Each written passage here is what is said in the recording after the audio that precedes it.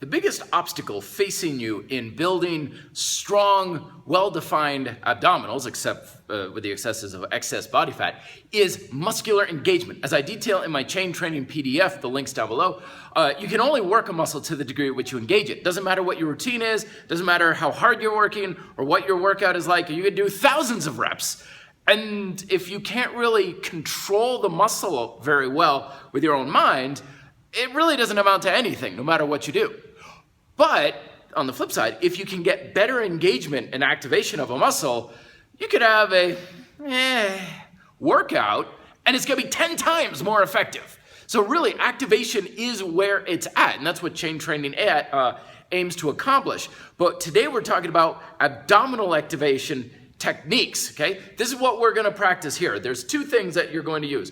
The abdominals that you use, they have no real say over your legs. So we're talking leg raises here. These are your legs, this is your spine, these are your ribs, these are your abs. Your abs connect between your ribs and your pelvis. So you can move your legs every which way, whatever, doesn't really matter. It's the pelvic and spinal movement here that determines your abdominal movement. So the first technique we're gonna use is where we're going to lay on the floor.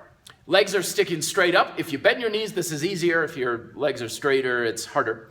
And you're gonna press the lower back down as hard as you can into the floor. Take your pelvis and roll it up. So what you're doing is you're shortening the distance between your between your ribs and your pelvis. So you're crunching your abs in this way. Okay, your upper body could come up or it could stay down. It's a little harder if it's down, but you're taking your hips and you're rolling up. From here, you're gonna let your legs come down while fighting that rotation in the hips. You want to keep your lower back not just on the ground, but pressing into the ground as hard as you can by contracting your abs. Contract, contract, contract. Make them as tight as possible. Your hips are still rotated, but your legs are coming down. You're only going to get so far before you feel like your hips start rotating and your lower back starts getting lighter. You hold there for a second and then back up. So that's stage one. Do that for a few weeks, focusing on keeping your abdominals tight. Once you feel like you've got that, you're on to stage two.